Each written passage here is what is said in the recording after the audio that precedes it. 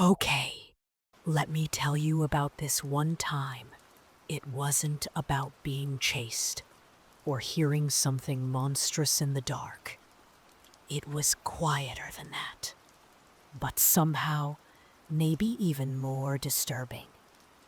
It lodged itself in my head like a splinter of ice, something cold and sharp and fundamentally wrong, and it's never really gone away. This was back in the late summer of '92. Feels like a lifetime ago now. I was young, maybe early 20s, full of that dumb confidence you have when you think you know everything and nothing can really touch you. I was dating this girl, Sarah. We'd been together about a year, maybe a little less. She was great, smart, funny, beautiful, but definitely not what you'd call an outdoorsy type. Her idea of roughing it was a hotel without room service. But I was really into hiking back then, escaping the city, breathing mountain air. I'd read about this particular trail system up near Mount Rainier, a less trafficked area, promising dense, old growth forest, and that feeling of real wilderness, even just for a day trip. It took some convincing, but Sarah, bless her heart, eventually agreed to come with me. She humored me, probably figured it was easier than listening to me talk about it for another month. The plan was simple: a day hike, 6, maybe 7 miles round trip. Nothing too strenuous, I promised. Pack light, enjoy the scenery, be back before dark. Easy peasy. We packed accordingly. Just a shared day pack with a couple of liters of water, some slightly squashed peanut butter and jelly sandwiches, a basic first aid kit, mostly for potential blisters on Sarah's part, and a trail map I barely glanced at, feeling cocky. We drove up early, the air still cool and misty as we left the suburbs behind. Mount Rainier looming huge and majestic in the distance whenever the road offered a clearing. We hit the trailhead just after sunrise. Dew still clung to the ferns lining the path, sparkling like tiny diamonds. The air smelled incredible. Damp earth, pine needles, that clean, slightly sharp scent of elevation. It started off easy, just like the guidebook said. A wide, well-maintained dirt path winding through absolutely towering trees. Douglas firs, western hemlocks, cedars so thick around you couldn't have hugged them with 3 people. Sunlight filtered down in shifting patterns, painting the forest floor in shades of green and gold. It was quiet, peaceful. Just the sound of our boots on the trail, the occasional chirp of a forest bird, and our own breathing. We didn't talk much for the first hour or so, just walked side by side, settling into the rhythm of it. I felt that familiar sense of peace descend, the city stress melting away with each step.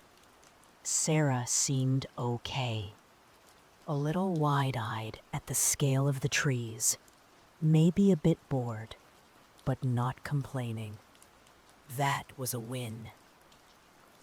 About an hour, maybe 90 minutes in, the trail started living up to its less trafficked description. It narrowed considerably. becoming rougher underfoot, winding deeper into the woods where the undergrowth grew thicker and the canopy denser, blocking out more of the sun. We had to cross a small, fast-flowing creek, stepping carefully on slick, moss-covered stones. I held Sarah's hand to steady her as she navigated the crossing. She nearly slipped on the last stone, letting out a little yelp, followed by a nervous laugh once she was safely on the other side. We joked about it, and seeing her genuinely smile, maybe even starting to enjoy the challenge just a tiny bit, felt like a huge victory. Maybe I could convert her yet. Around noon, we found a nice spot. A massive fallen log, covered in soft green moss, bathed in a rare patch of direct sunlight that had found its way through the canopy. Perfect lunch spot. We sat down, unwrapped our slightly pathetic sandwiches, and ate in comfortable silence for a while, just listening to the sounds of the forest. A woodpecker hammered away somewhere nearby. Squirrels chattered indignantly in the branches above. It was idyllic, really. Exactly the kind of escape I'd been craving. After lunch, we packed up our meager trash and continued on. The trail started to climb a gentle, persistent slope. The woods opened up just slightly here. Fewer giant trees, more dense underbrush, salal, Oregon grape, ferns thick as hedges in places. We'd been walking for maybe 3, perhaps 4 hours total by this point. The initial burst of energy had worn off, and the steady uphill grade was starting to take its toll, especially on Sarah. I noticed she was lagging behind. I'd walk for a bit, then stop and wait for her to catch up. Her breathing a little heavier now, her face flushed. She'd give me this slightly defiant look, like she wouldn't admit she was tired, wouldn't give me the satisfaction. I just smiled, trying to be encouraging. "Doing great," I said. "Not much further on the uphill, I think. Then it levels out before we loop back." She just nodded, trying to catch her breath. I turned to continue, figuring I'd give her a minute. Then I heard her voice, not loud, but sharp, low, barely above a whisper, and loaded with something I couldn't immediately identify. Shock, disbelief, fear. Oh my God. I stopped dead, maybe 10 yards ahead of her on the trail. My first thought was wildlife. Bear? Cougar? Maybe just a big snake she'd almost stepped on? I spun around quickly, heart suddenly kicking up a notch, ready to see her pointing frantically at some potential threat. She was frozen solid, staring intently off to her left, into the woods just off the trail. Her face had gone completely pale, the color drained right out of it, leaving her skin looking almost translucent against the green backdrop. Her eyes were wide, fixed on something I couldn't yet see. Her hand was half raised, trembling slightly. "Sarah, what is it?" I asked, moving back towards her, my eyes scanning the woods in the direction of her gaze. "Did you see something?" She didn't answer, just made a tiny, choked sound and pointed with that trembling hand. I followed her gaze, and my jaw literally dropped. My brain stuttered, trying to process what I was seeing, because it made absolutely no sense. There, maybe 20 feet off the trail, stood a tree. A big one. A mature Douglas fir, probably 3 feet thick at its base. And halfway up its trunk, at about chest height on me, was a deer. Not near the tree. Not leaning against the tree. Not caught in the branches of the tree. It was in the tree. It was a full-grown buck, antlers and all. Its body was somehow impaled or embedded through the solid trunk. The front half, head, neck, shoulders, front legs, hung out grotesquely on one side. Its head lolled down at an unnatural angle, eyes glassy, vacant, staring at nothing. The back half, rump and hind legs, stuck out the other side, the legs dangling limply, hooves pointing towards the ground. Let me be absolutely clear here. The tree trunk wasn't split open. It wasn't hollowed out. The deer wasn't hanging from a broken branch stub or caught in a natural fork. It was as if the solid wood of the living tree had somehow yielded or grown around or absorbed the middle section of the deer's body, leaving the two ends protruding. I took an instinctive step closer, mesmerized by the sheer impossibility of it. Sarah grabbed my arm, her fingers digging in painfully, her nails biting into my skin. "What? What the hell is that?" she whispered, her voice shaky, barely audible. I didn't answer. I couldn't.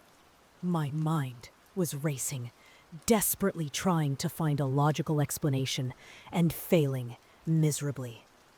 How was this even possible? Had the tree fallen on the deer? No. The tree was standing tall and healthy, no signs of damage. Had the deer fallen from somewhere incredibly high up, a cliff, and somehow impaled itself perfectly? No cliffs nearby, and the trunk showed no signs of impact, no splintered wood, no jagged edges where the deer's body met the bark. The connection point was the most disturbing part. Where the deer's torso vanished into the wood, the bark looked smooth, undisturbed, almost like it flowed seamlessly around the contours of the animal's body.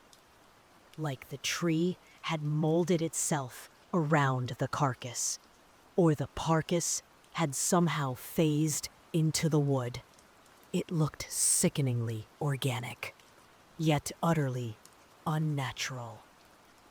And the deer itself, it didn't look like an ancient skeleton that the tree might have slowly grown around over decades.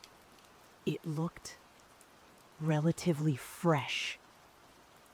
Maybe a few days old. Flies were starting to gather, buzzing lazily around its head and the entry or exit points. But there was no overwhelming stench of decay yet. No obvious signs of predation, no torn flesh, no blood staining the fur or the bark below. It was just there, fused with the wood in a way that defied every law of physics and biology I knew. Sarah was still gripping my arm like a vice, pulling me back slightly. "Mark, don't," Let's go. Please. Her voice was tight with rising panic. But I felt this morbid, intense pull. A need to understand. It was like staring at an Escher drawing brought to life. Fascinating and deeply unsettling at the same time. I gently pulled my arm free from her grasp. Just a second. I need to see. I took another step, then another, drawn towards the impossible sight, like a moth to a flame, even as a cold dread began to creep up my spine. I stopped just a few feet away, close enough to touch the bark if I dared. Something about the scene felt profoundly wrong, not just weird or unusual. Wrong, like a violation of the natural order. My brain kept prodding at it. Maybe lightning struck the tree and the deer simultaneously, fusing them. No burn marks. Maybe some bizarre fungal growth. Didn't look like any fungus I'd ever seen. Every rational explanation crumbled upon inspection. The woods around us suddenly felt intensely quiet. The woodpecker had stopped. The squirrels were silent.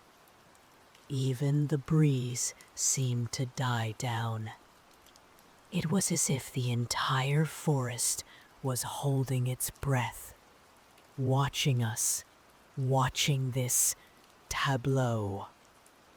The silence pressed in, heavy and expectant.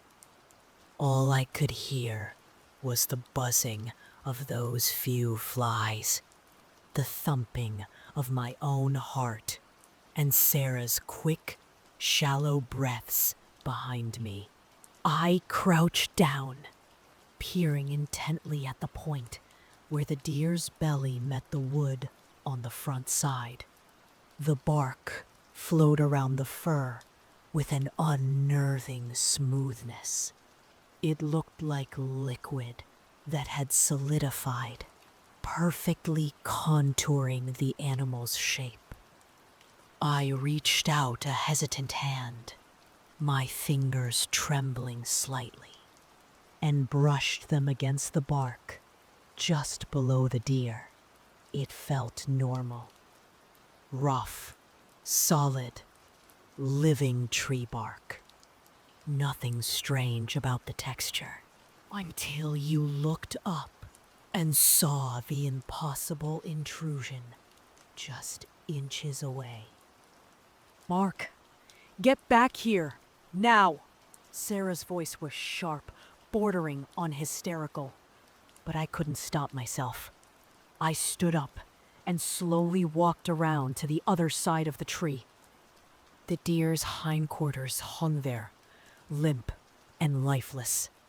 Same thing on this side. The seamless, impossible join between wood and flesh. No blood, no visible trauma to the hide. No indication whatsoever of how this could have happened. That's when the morbid curiosity finally gave way completely to raw, primal fear. My stomach didn't just tighten, it felt like it turned to ice. This wasn't just strange, it felt malevolent, purposeful, like something had done this. Something powerful and unnatural. The quiet woods no longer felt peaceful. They felt loaded, dangerous. I looked back at Sarah. Her eyes were wide with terror. Her lips pressed into a thin white line. She looked like she was about to bolt. "We need to go," she said again, her voice barely a whisper, but firm with conviction. "Right now." This time, I didn't argue. The need to understand was completely eclipsed by the urgent need to get away. I could physically turn and walk away, but mentally, my eyes were still locked on that grotesque, impossible fusion of animal and plant. How long had it been there? Who or what could have done this? And why? The questions hammered at my brain, unanswered and unanswerable. The unease that had been creeping up my spine exploded into full-blown dread. A cold hand closing around my neck, squeezing the air out. It felt like we had stumbled onto something secret, something forbidden, something we were never meant to see. We turned and practically ran back down the trail the way we came. We didn't speak. We didn't look back, though I didn't need to. The image of the deer, half in, half out of that tree, was burned into my mind's eye, as clear and horrifying as if I were still standing there. Our steps were quick, uneven, stumbling occasionally on roots we hadn't noticed on the way up. My heart was pounding, not just from the exertion, but from the sheer weight of the inexplicable horror we just witnessed. Sarah kept her head down, her face pale and grim, moving as fast as her legs could carry her. I knew she felt it too. That profound shift from curiosity to dread. The suffocating sense that we had brushed up against something ancient, powerful, and utterly alien to human understanding. We made it back to the car in what felt like half the time it took us to hike in, fueled purely by adrenaline and fear. We threw the day pack in the back, slammed the doors, locked them. The drive home was conducted in almost complete silence. The radio stayed off. We just sat there, the miles blurring past, each of us lost in our own thoughts, processing the impossible image. The majestic beauty of the mountains outside the window felt like a cruel facade now, hiding something dark and inexplicable within. When we finally pulled up outside her apartment building, she turned to me, her face still pale, her eyes looking haunted. "We are never," she said, her voice low and intense, "ever talking about this again. To anyone. Ever." I just nodded. Not because I wanted to forget. I knew I never could.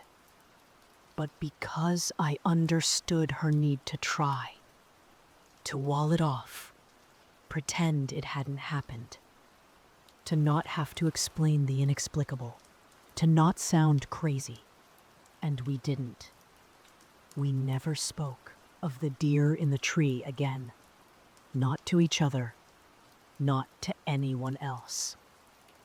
Our relationship continued for a while after that. But something had subtly shifted. A shared secret, too bizarre and unsettling to acknowledge. Maybe it contributed to us eventually drifting apart. I don't know.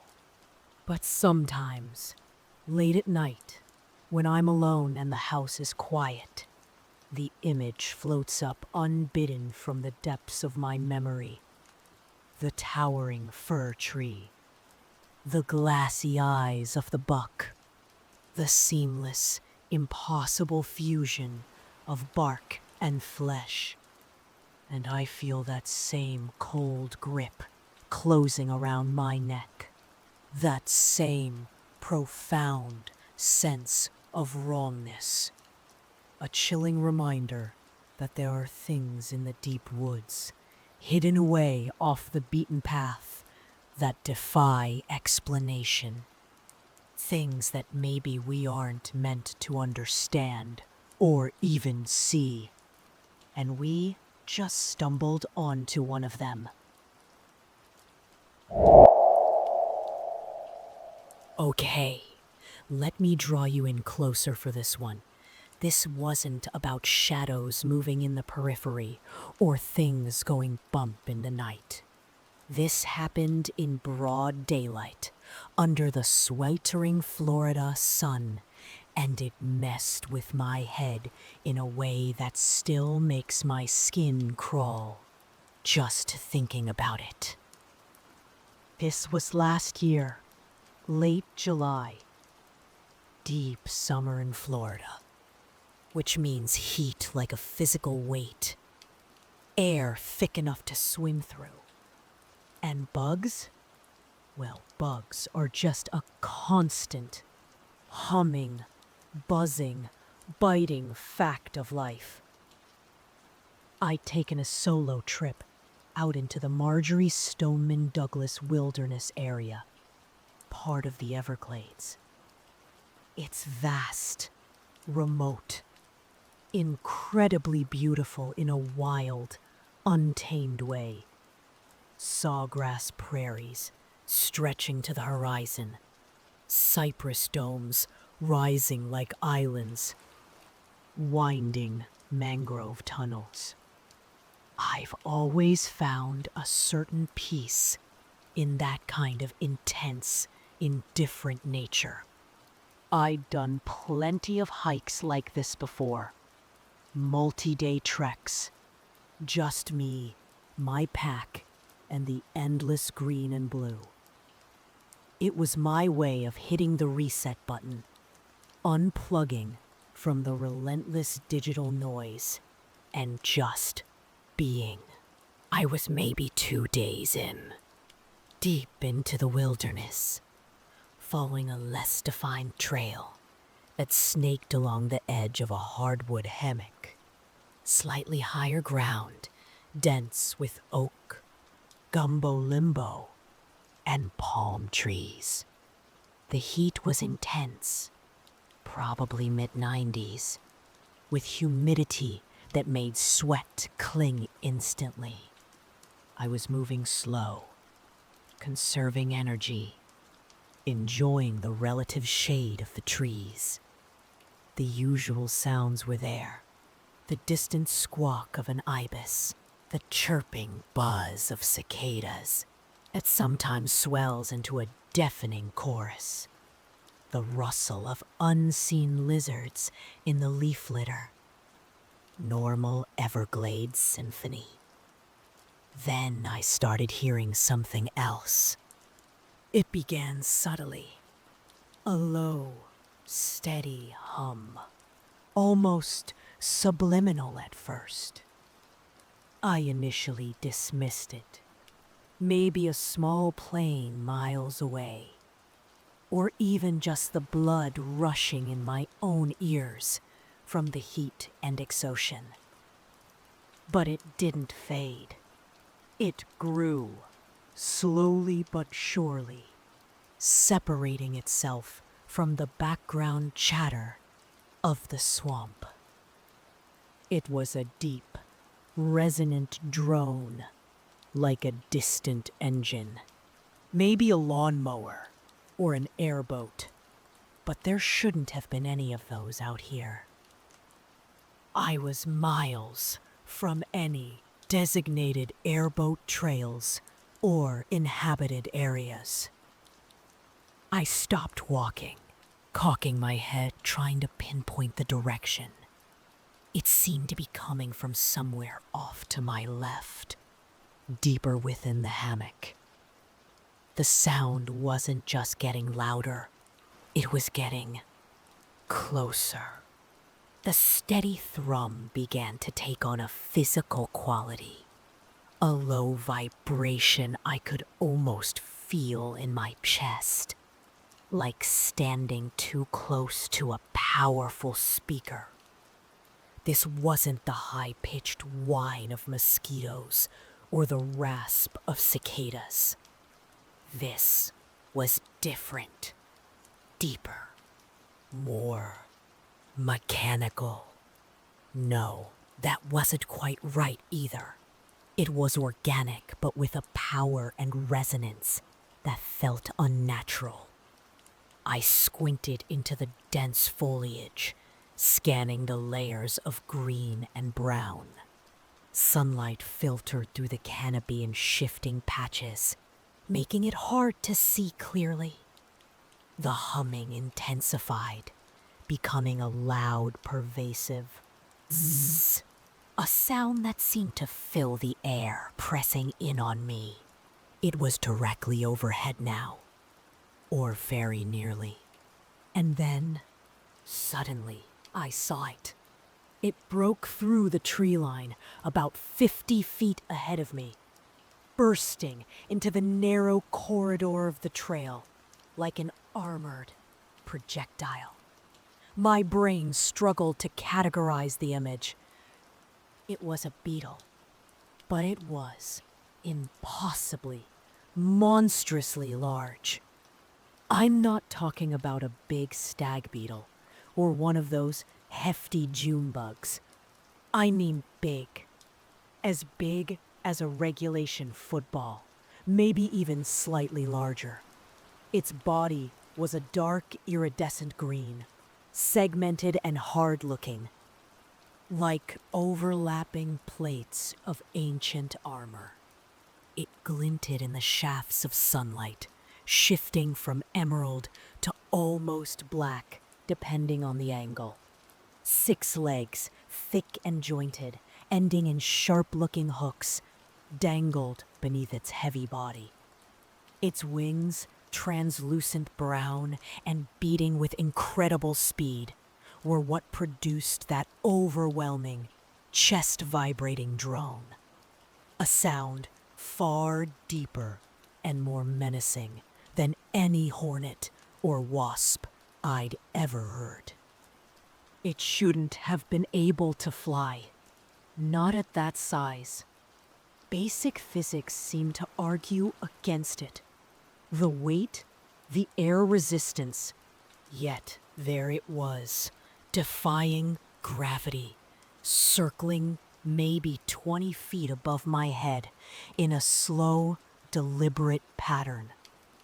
I just froze on the trail, my head tilted back, staring up in stunned disbelief. My first reaction wasn't fear, strangely enough. It was awe and confusion. I'd seen some weird stuff out in the wild over the years. Big snakes, gators longer than my kayak, even a Florida panther once, slipping like a ghost through the twilight. I'd encountered bears up north, dealt with aggressive wild hogs. Wildlife was part of the deal. So, okay, this was a bug. A ridiculously, freakishly large bug, granted. But still just a bug, right? Part of the weird and wonderful biodiversity of the planet. Maybe some undiscovered species, or a tropical one blown way off course by a storm. My mind scrambled for a rational explanation. I adjusted my pack, took a breath, and decided to just keep walking. Maybe if I ignored it, it would lose interest and buzz off. Animals, even weird ones, usually just go about their business if you don't bother them. I took a step, then another, trying to project nonchalance, keeping one eye warily on the circling behemoth above. It didn't buzz off. Instead, the deep drone of its wings shifted pitch, dropping lower. I glanced up again, my heart giving a sudden, unpleasant lurch. The giant beetle, had stopped circling. It was descending, fast. It dropped towards me with alarming speed, its huge form blotting out the patches of blue sky visible through the canopy. It didn't dive aggressively, not like an attack, but purposefully. It came down, down, until it stopped abruptly, hovering in midair, perfectly still, except for the furious blur of its wings. It stopped about a foot from my face, close enough that I could feel the powerful downdraft from its wings against my skin, ruffling my hair, carrying a faint, strangely metallic scent, close enough that I could see the intricate details of its armored carapace, the fine hairs on its hooked legs, the complex structure of its antennae twitching slightly. But none of that mattered, because all I could focus on were its eyes. They were huge, taking up maybe half of its head, perfectly round, utterly black, and impossibly glossy. They weren't the compound eyes of a normal insect, those multifaceted, pixelated-looking things. These were smooth, deep, and seemed wet, like pools of polished obsidian or dark, bottomless wells, reflecting the distorted image of my own terrified face. And they were looking at me, not just registering my presence in the reflexive, instinctual way an insect might. There was an intelligence behind those black depths, a calm, cold, ancient awareness. It saw me. It knew I was there. It was observing me with an unnerving, unblinking focus that felt utterly alien and deeply, profoundly frightening. In that moment, under the intense scrutiny of those impossible eyes, the Florida heat vanished. My blood turned to ice water. I couldn't move, couldn't breathe, couldn't blink, couldn't tear my gaze away. Time seemed to stretch and warp. It might have been only seconds, but it felt like minutes, maybe hours, locked in that silent, terrifying communion with this monstrous, impossible creature. My carefully constructed reality, my confidence born of experience in the wild, it all just shattered. This wasn't part of the natural order I understood. This was something else, something wrong. Then, as suddenly as it had appeared, it moved, with a final, powerful thrum of its wings that buffeted my face. It flicked sideways, a blur of dark green iridescence, and shot back into the dense foliage of the hammock. The overwhelming buzzing sound receded rapidly, swallowed by the thick vegetation, until it vanished completely, leaving me alone on the trail, trembling, gasping for air. My heart was pounding against my ribs like a trapped bird. Sweat wasn't just clinging to me anymore. It was pouring off me, cold despite the heat. My hands shook uncontrollably as I wiped my face, trying to erase the afterimage of those black, knowing eyes. What the hell was that? What the hell was that? The question echoed in my skull, but my brain offered no answers. Only a lingering residue of pure, undiluted terror. I told myself to calm down. It was gone. It didn't attack me.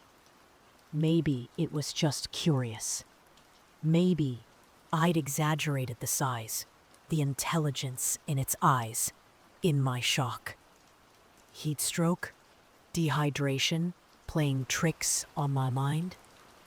But I knew, deep down, I knew what I had seen. The size was real. The hovering proximity was real. And those eyes were terrifyingly real. The rest of the hike that day was ruined. The peace I'd sought was obliterated, replaced by a gnawing anxiety. Every buzz of a normal insect made me jump. Every shadow seemed to hold a potential threat. I kept glancing over my shoulder, straining my ears for that deep, resonant hum. I didn't hear it again. But the absence of the sound was almost as unnerving as its presence had been. The silence felt charged, watchful. By late afternoon, I found a suitable spot to camp, a small clearing on slightly higher ground. I went through the motions of setting up my hammock, filtering water, pulling some food from my pack.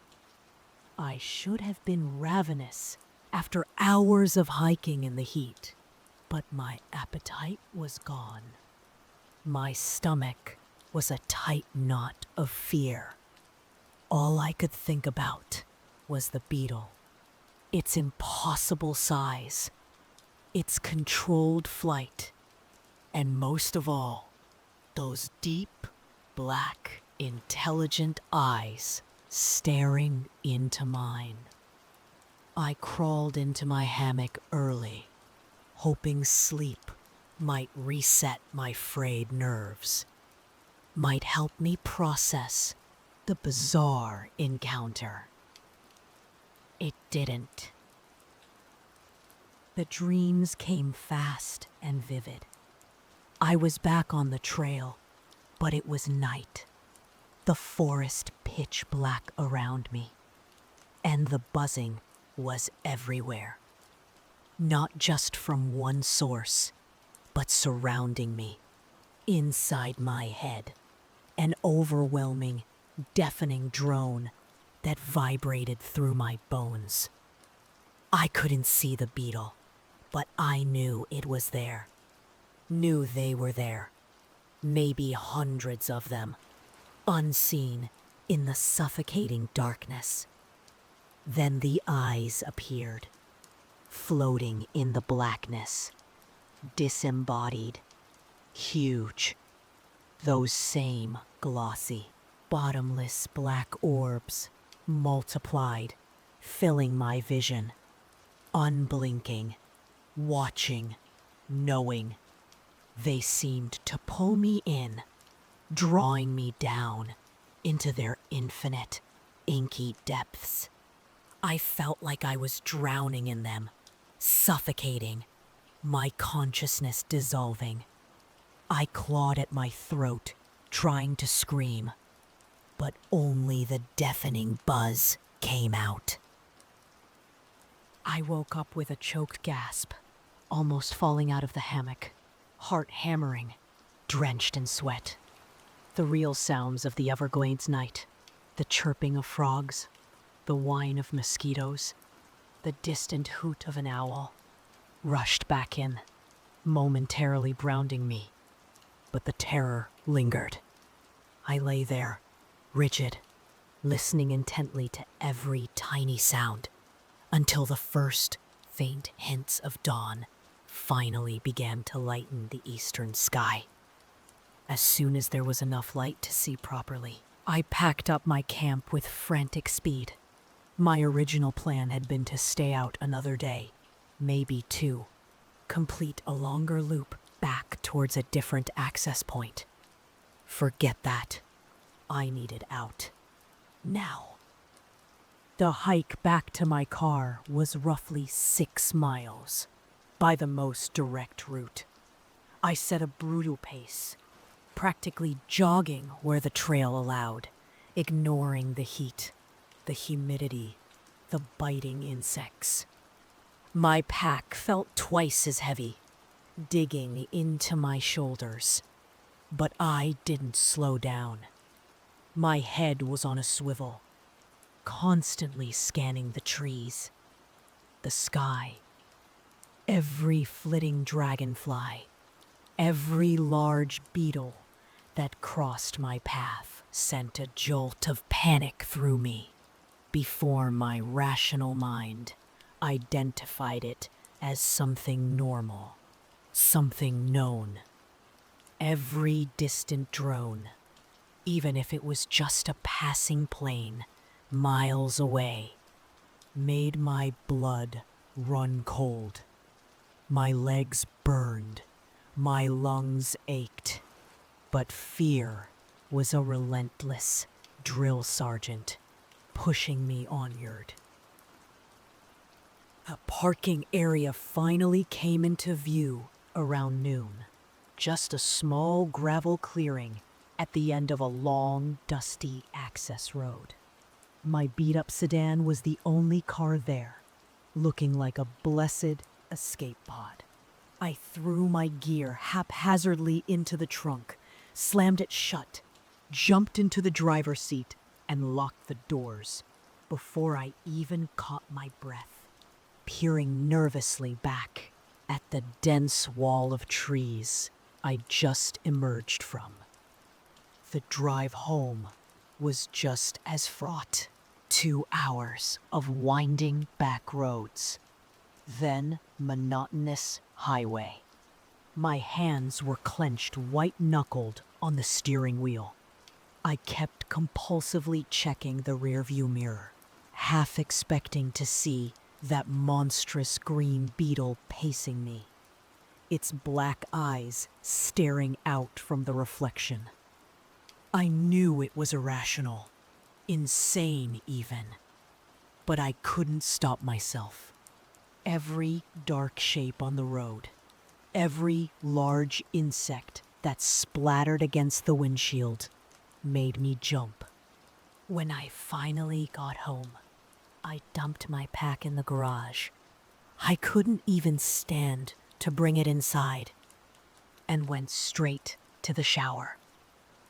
I stood under the hot spray for a long time, scrubbing away the grime and sweat, trying to wash away the feeling of those eyes on me, the memory of that vibrating hum.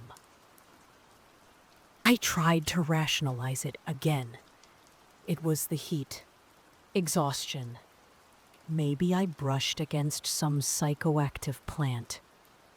Maybe it was just a big beetle, and my fear had magnified it, anthropomorphized it. I even Googled giant green beetle Florida Everglades, largest flying insects North America. Anything I could think of. I found pictures of eastern Hercules beetles, eyed elater beetles, various longhorns, some impressively large, sure, but nothing remotely close to the football-sized behemoth I'd encountered. And none of them had eyes like that. The pictures showed the typical, multifaceted, vacant-looking eyes of insects, not the deep, black, intelligent pools that had stared into my soul. Weeks passed. I didn't tell anyone. Who would believe me?